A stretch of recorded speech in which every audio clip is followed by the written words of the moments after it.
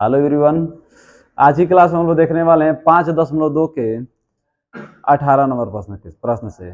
इसके पीछे वाली क्लास में इसके पीछे वाले प्रश्नों को हम लोग सॉल्व कर चुके थे। 2 क्वेश्चन आप लोगों के लिए होमवर्क रहेगा, है ना। आप लोग उसको कर लीजिएगा।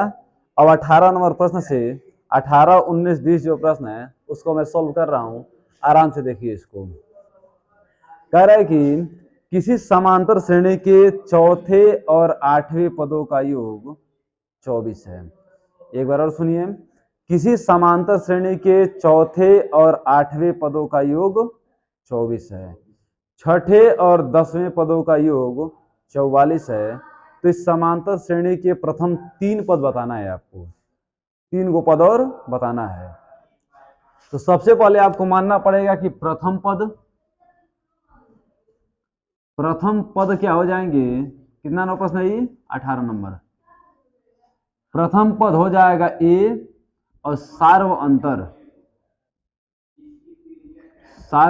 क्या हो जाएगा? डी। प्रथम पद ए और सार्व अंतर हो जाएगा आपका डी। अब कह रहा है कि चौथे और 8वें पदों का योग 24 है। बताइए चौथा पद का फार्मूला क्या होता है बाबू? A plus 3d। 8वां पद का फार्मूला ए प्लस 7d। इसका योगफल कितना दे रहा है? चौथे और 8वें पदों का योगफल 24 है। लिख दिए 24। बताइए यहाँ पे ए और ए मिले क्या हो जाएगा? 2a। 7d और 3d मिलके क्या हो जाएगा? 10d बराबर 24। 2 से भाग दीजिए दोनों पक्षों में। 2 से भाग देंगे तो क्या मिलेगा? अभी भाग नहीं दे रहे हैं हम। अगला ही कुछ नहीं, भाग दे ही दिया जाए। देखिए 2 एकम 2, 2 पचे 10, अब 12 दूना 24। Equation number first. ये अकॉर्डिंग टू क्वेश्चन है। फिर दोबारा एक बात और कह रहा है। कह रहे छठे और 10वें पदों का योग 44 है। छठे और 10वें पद का मतलब a प्लस 5d और a प्लस 9d का योग कितना है? 44 है। छठे और 10वें पदों का योग कितना है? 44 है। बताइए a और a मिले क्या हो जाएगा? 2a। अब 5 9 में 5 जोड़ेंगे क्या हो जाएगा? 14d बराबर 44। इसमें भी आप 2 से भाग दे दीजिए। 2 से भाग देने क्या हो जाएगा? a 2 सत्ते 14 और 22 दूना 14। Equation number second. अब समीकरण 1 और 2 लेकर के आप सोल्व कर दीजिए और ए और डी का वैल्यू निकाल दीजिए। उसका 3 पद आप आसानी से बता देंगे। बताइए यहां इसको सोल्व करने के कई तरीके हैं। पहले तो आप प्रतिस्थापन विधि भी लगा सकते हैं, विलोपन विधि भी लगा सकते हैं, ब्रज गुणन विधि भी लगा सकते हैं। जो आपको आसान लगे उसका भी यूज कर सकते हैं। आपके सिलेबस से ब्रज गुणन विधि को आउट कर दिया है। अभी कुछ दिन पहले ब्रज गुणन विधि था। तो देखिए इसमें होगा क्या बाबू? समीकरण 1 प्लस 2, समीकरण 1 माइनस समीकरण 2 करिए। समीकरण 1 माइनस समीकरण 2। समीकरण 1 माइनस समीकरण 2। अब बताइएगा, जोड़िए इनको। समीकरण ए क्या कह रहा है? A plus 5d is equal to 12। आइए क्या कह रहा है बाबू? A plus 7d is equal to 22। घटाने पे चिन्ह परिवर्तित हो जाता है। प्लस का माइनस, माइनस का प्लस हो जाता है। इसके सामने कुछ नहीं है तो क्या है? प्लस है तो माइनस हो जाएगा, प्लस है तो माइनस हो जाएगा, प्लस है तो माइनस हो जाएगा। दिस से दिस कैंसिल हुआ। 7d में से 5d निकला तो माइनस का 2d। अब 22 में से 12 निकल गया तो माइनस का 10। दिस से दिस कैंसिल, 2 पचे 10। डी का वैल्यू क्या आ गया बाबू? 5। डी का वैल्यू मिल गया आपको 5। ठीक है। अब डी का मान उठा के आप समीकरण 1 में रख दीजिए।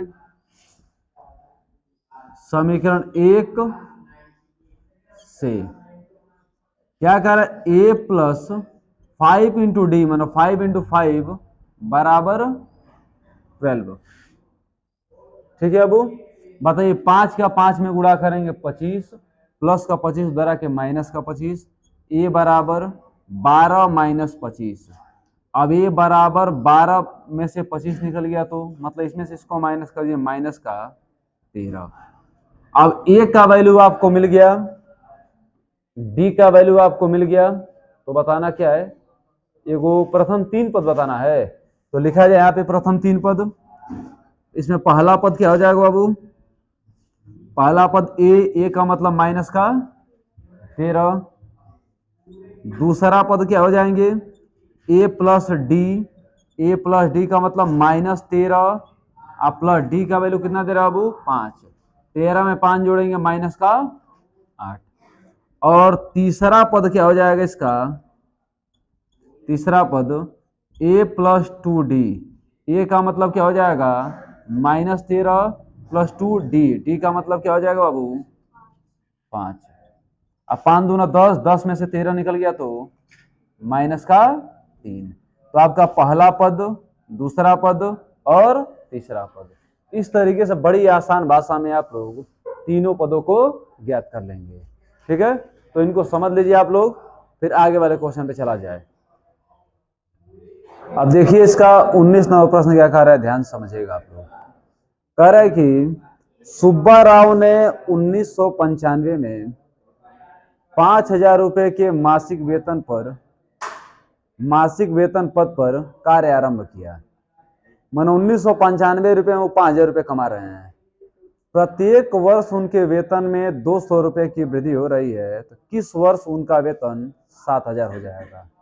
कहने का मतलब 1995 में 5,000 से कोई बिजनेस स्टार्ट कर रहे हैं, कोई सैलरी पे काम करना चालू कर रहे हैं, हर साल 200 रुपए की वृद्धि देख रही होंगे, 200 रुपए उनकी आय में वृद्धि होगी। तो बोलते किस साल, कौन सा ऐसा साल है जिस साल उनकी आय जो है 7,000 रुपए हो जाएगी। तो एक बात बताइए, 1995 में उनकी आय कितनी थी, 5,000। 1996 में उनकी आय कितनी हो जाएगी, 5200 होगी ना बाबू। 1997 में उनकी आय कितनी हो जाएगी, 5400। अंतिम में 7,000 तक पहुंचाना है हमको। किस वर्ष उनकी आय कितनी, 7,000 रुपए हो जाएगी।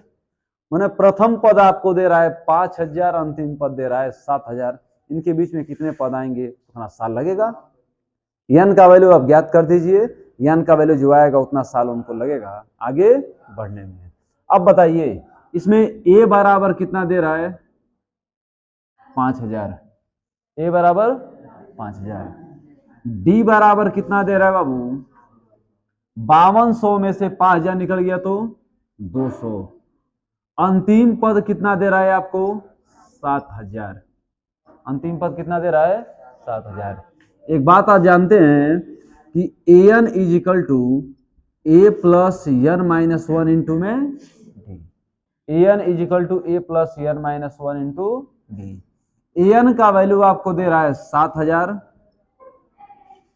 और ए का वैल्यू कितना दे रहा है आपको, 5,000 plus N minus 1। N minus 1 बोले तो क्या हो जाएगा बाबू, एन माइनस 1 ही रहने दीजिए, इंटू डी का वैल्यू कितना दे रहा है, 200। प्लस का 5,000 इधर आके माइनस का 5,000 हो जाएगा ना बाबू। 7,000 में से 5,000 निकल गया तो 2,000 बराबर एन माइनस 1 इंटू में क्या हो जाएगा, 200। 1 2 1 2 कैंसिल हो गया, 2 एकम 2 और 2 दहा में 10, 10 बराबर एन माइनस 1, माइनस 1 इधर आ क्या हो जाएगा, प्लस 1। एन बराबर क्या हो जाएगा, 11। एन बराबर क्या आ जाएगा वो, 11। माने 11 साल बाद उनकी आय कितनी हो जाएगी, 7,000 हो जाएगी। 11 साल बाद उनकी आय कितनी हो जाएगी, 7,000 हो जाएगी। तो 11 साल 1995 से स्टार्ट कर रहे हैं, 10 साल बाद कितना हो जाएगा, 2005 हो जाएगा। और 2005 2006 में उनकी आय कितनी हो जाएगी, 2006 में उनकी आय कितनी हो जाएगा बाबू, 7। तो अच्छा होगा ना बाबू, कितना होगा, 2006, मतलब 2006 में उनकी आय कितनी हो जाएगी, 7,000 रुपए हो जाएगी। और इसमें कोई समस्या नहीं आप लोगों को, कोई समस्या नहीं। अब एक और प्रश्न इसमें है, उसको भी बता दे रहे हैं, यह एक्सरसाइज पूरा समाप्त हो जाएंगे। देखिए ध्यान समझिए उसको, वह प्रश्न क्या कह रहा है। कह रहे रामकली ये अनारकली की बहन है।